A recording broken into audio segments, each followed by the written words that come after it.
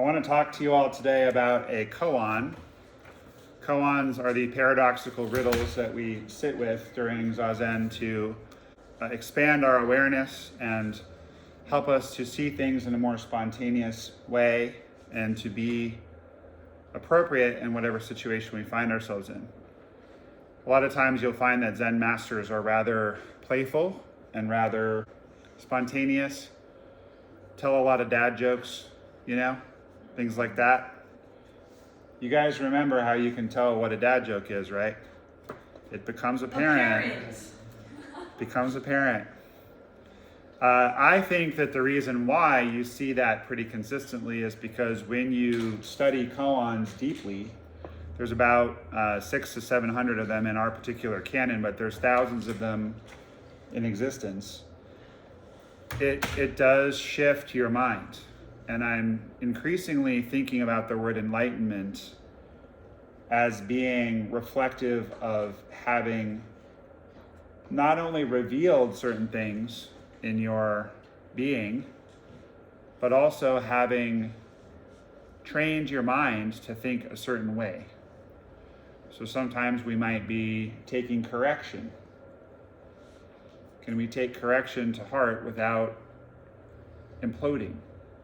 Sometimes we might be giving correction. Can we give correction being clear without being abusive? Can we tell our beloved that we have a problem with their behavior without ruining the relationship? I don't ever do that with Maureen because she's perfect, as we all know. But in theory, could one do that? Can we show up for work even when we're not feeling great? Can we still love our dog even when she pees in a sacred space? Yes. There's all of these challenges to being human. And I think that koan practice really helps us to learn how to deal with life. So I will share with you guys, this is called The Gateless Barrier or The Gateless Gate, written by Master Muman many years ago, or compiled by Master Muman. This is the second book that we do. We start out with the Dharmakaya koans, or the body of the Dharma koans, which are also known as the sheet koans because they're not in a book like this, they're on a sheet before. So I want to talk today about Yakujo's fox. When Master Yakujo would give a Zen talk, an old man sat with the monks to listen and always went away afterward. One day he remained behind, and Master Yakujo said, "Who are you standing here before me?" The old man replied, "I'm not a human being. Many years ago I was head of this monastery. Once a monk asked me, 'Does an enlightened person fall into causation?' I replied, 'No, they do not.' Because of this answer, I was made to live as a fox for 500 lives. Now I beg you, please say an enlightened word on my behalf and release me from the fox body." Well, there's a lot there. So imagine someone walks up to you and says, "I'm not a human being, I'm a fox." But you might say, that's a little weird. Most people don't think they're a fox. This is kind of a strange interaction. This doesn't happen every day. So then the old man asked Yakujo the same question: does an enlightened person fall into causation?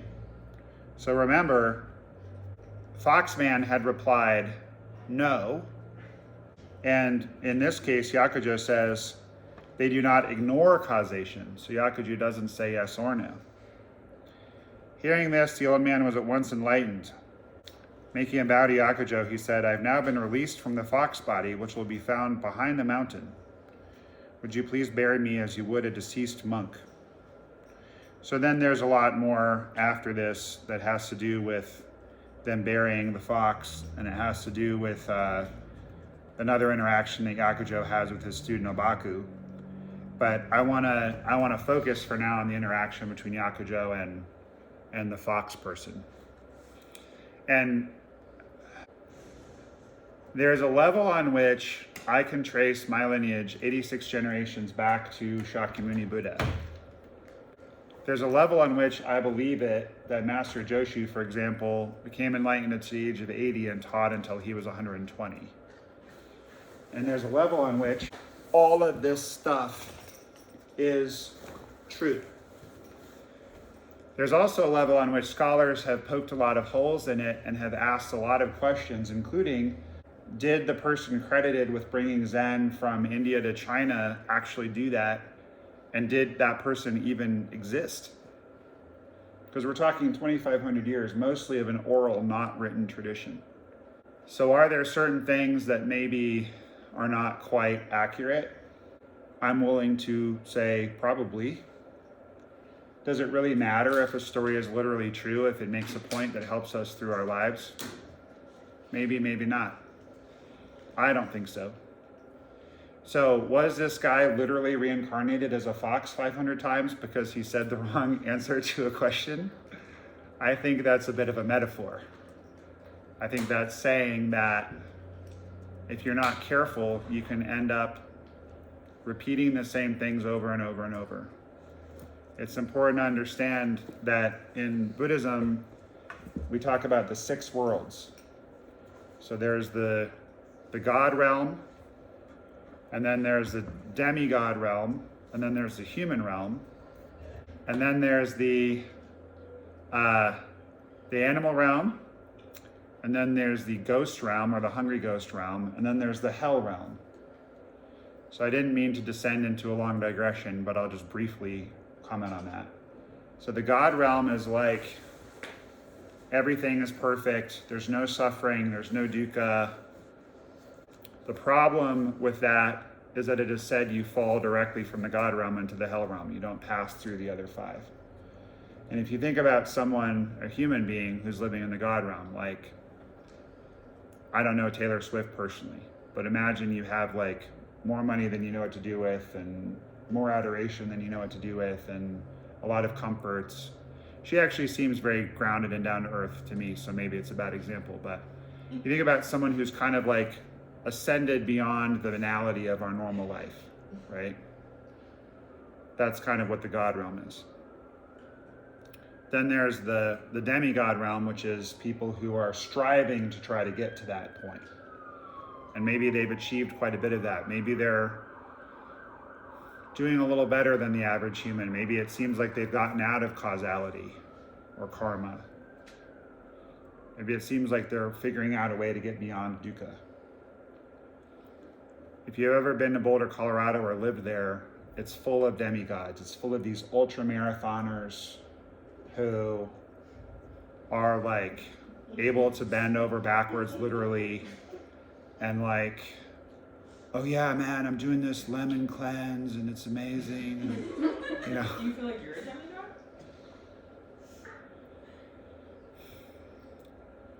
Because like by the way you're describing it. not the gender part. Not the lemon cleanse. What did I say? More just like the doing better than most people. You've gotten over a lot of hurdles. You're on an enlightening path. I think that's kind of demigod. Well, You know? that's a great question. So to digress further, maybe we'll make it back to Yakujo, maybe not. I think this is a good conversation either way. It's really important as you progress through your Zen practice to stay grounded as a human and as a Zen student, because it does start to happen that your life starts going a lot better. You stop being as reactive. You are able to take situations and people more the way they are. I think you also, at least my experience is I've become much stronger, and so like I don't suffer by being as reactive as I used to, and I also don't suffer by putting up with nonsense that I used to. Because again, that's something that's very freeing about the koan practice, is figuring out what's appropriate to different situations. So sometimes it's appropriate to hold your tongue and calm down before you lash out. Sometimes it's appropriate after some consideration to set a boundary and end a relationship and not put up with something. My teacher, Musai Roshi, who passed away a few years ago, he used to say, there's some shit that I just won't eat. And so I think when you get to a point where you can see that like in life you're going to have to take some stuff you don't want to take, but also there's certain things you don't have to take, that is a pretty enlightened place to be. I would say that once you achieve a certain amount of success in your field, in a relationship, in your Zen practice, whatever, sure, there's definitely a risk of falling into demigod realm or even God realm. Every now and then I get kind of surprised when something isn't going my way. And I go, what? What? And then someone will remind me about the first noble truth of dukkha, and that I cannot escape causality, back to the koan. I am a human being having a human experience, and as the Buddha taught us, the human experience is permeated by what? Dukkha. You can't get out of it. Dukkha being suffering or discomfort or frustration or things just not quite being the way you want them to be. Perhaps some of you are tired of hearing me talk about this, but I mean, my last year has been permeated by processing a very serious loss in my life, which occurred on Christmas Day. And so as we get closer to Christmas, it's just up for me. And it doesn't matter how Roshi'd out I get, you're not going to avoid the pain of losing people that you love. So I think a long way of answering your question is, I think that it's a danger. It's something you have to stay mindful of. I think you have to remember that your point in trying to complete koan practice or become a sensei or a Roshi or whatever is not to get out of it. It's just to reduce it. And being, in Zen we talk about a true person of no rank, meaning just a normal person, just a person, is considered a very high level. Now I know you're faking. Life with a puppy, there's a lot of dukkha. I've been up at 4 a.m. 2 days in a row because of this little monster. So anyway, the point is this: the monk, the old man is saying, I said an enlightened person doesn't fall into causation, and that caused me a lot of problems.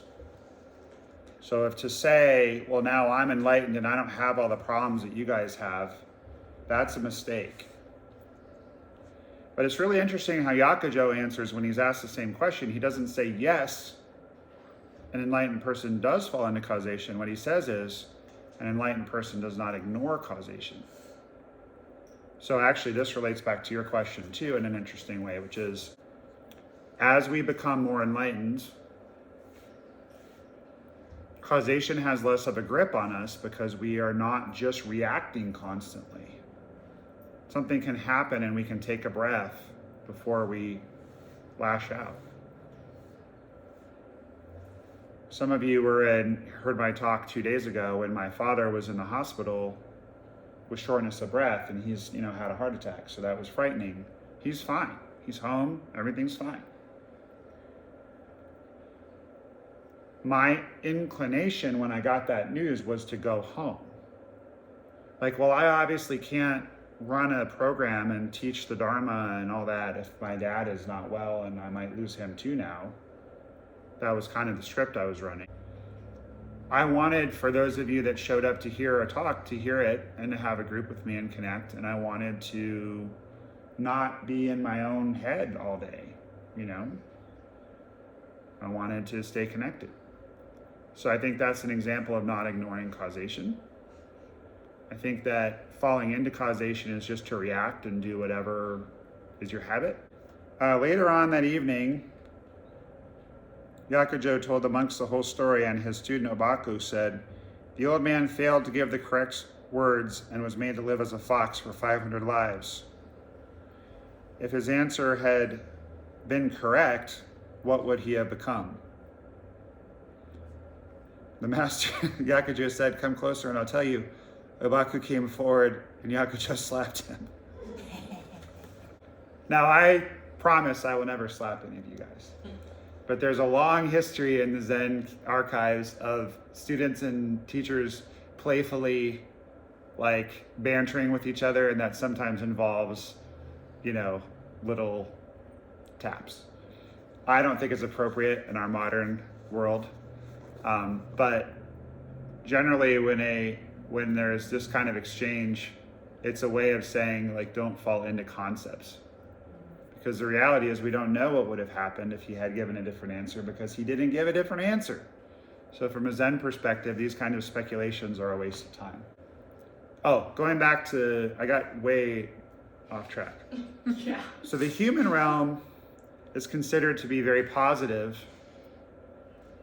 It's the realm we're in. I'll come back to that. The animal realm is not considered super positive because animals, it is thought, don't have a sense of causation. So they don't understand, if I do this, this will happen. If I do this, this will happen. Beyond a kind of a primitive, like, if I do this, I'll get a treat, and if I do that, I'll get, buzzed on my shock collar. And then the hungry ghost realm is those of us with addiction issues will really relate to this. Hungry ghosts are depicted as having huge bellies and little tiny throats. They can never get enough. Never enough. It's that old joke about just one more. You're sitting at the bar, I'll just have one more. Hours go by. You go to Vegas, oh, just one more game of cards. And, next thing you know, you're destitute. I heard about a guy, this was not my friend, but my sponsor's friend, who woke up one day in Las Vegas in a hotel room with 2 prostitutes and no money in the bank, and he literally had no idea how he had gotten there. That's what we're capable of if we're addicts when we get going. Probably some of you can relate to that. And then the hell realm is just when you're just miserably suffering. It's like dukkha to the max. Nothing's going well. There's no way out. Just the depths of misery. But the human realm is considered the most positive one because it's in the human realm that we can wake up. It's in the human realm that we suffer and do experience pain and loss, but we also can come to understand the Dharma, can come to understand causation, can come to make better choices, can come to improve our lives, and ultimately can come to be of service to others. The metaphor, if you will, is being reborn as a fox 500 times would be not super desirable. So that's the story of Yakujo's fox. So try not to fall into causation. What does that mean? This is the koan she's working on, in case you guys hadn't figured this Yeah, out. but I know my answer. She's just excited to slap me. That's what is happening, by the way. Did So- you say Zen is playful? Zen is playful. Here we go. So causation is karma, cause and effect. Every action has a consequence. Like If you- then. Correct. So about a year ago, we gave Dharma transmission to my student Alan Fuso, who's currently teaching in Virginia. Cause and effect are that he studied Zen for many years, didn't give up, completed koans, changed teachers, went through all kinds of stuff, but just stayed with it. And comported himself in such a way that I thought that he would be a good Zen teacher. If he wants to eventually become a Roshi, he needs to keep doing what he's doing, which is teaching, having students work on koans, giving people the precepts, and so forth. It would help if he also gave someone Dharma transmission. That would make me want to make him a Roshi. So it's just understanding that like certain behaviors will eventually result in certain outcomes. We need to be careful to not always fall into causation and be blind to it. And we also need to be careful to not think we can get out of it. We need to not ignore it. Does that make sense to everybody? The middle way. Everything comes back to the middle way. Pay attention. Notice how your behavior affects your mood. Notice how your behavior affects other people's responses to you. If you're not feeling connected with people, pay attention to how you're behaving. It's causing them to feel connected or not connected. Pay attention to how you feel when you do different health habits every day or not. I'm a little sore because I did martial arts for the first time in quite a while with Mike and JP earlier, and I don't know, might have overdone it a little for a man of my age. That's all right, just means next time I want to maybe not. And since I've been on a hike today and I did a bunch of martial arts today, Maybe I won't go to the gym later as well. That might be excessive. At the same time, if I get no exercise for a month, it's going to have certain effects on my body and my mood. So just pay attention and try to get that middle ground. So can you move toward a goal while being in the moment? Can you know that achieving a goal will not fundamentally change causality and dukkha and still strive for it anyway? Can you fall in love with the potential of something and realize that it might not meet its potential for reasons outside your control? The point is not to just sit there and rot because there's no point to anything and nothing's going to make you happy. That's not it. The point is also not to be so driven that you can't be in the moment or enjoy the moment because it's all about what's going to happen later. What you choose to do today will definitely have karmic ripples to your future self, for sure. So can we just invest that time and energy wisely without getting so fixated on the goal that we miss the moment? You'll notice, by the way, that I'm phrasing to you guys a lot of questions without necessarily answering them, because I am of the personal opinion that the questions are more important than the answers. Living in the question is the answer. That way we don't get into a fixed place. Fixed places tend to bring us a lot more dukkha. I look forward to seeing you all next week. Try to neither fall into nor ignore causality. That'll keep you busy. Thanks, everyone.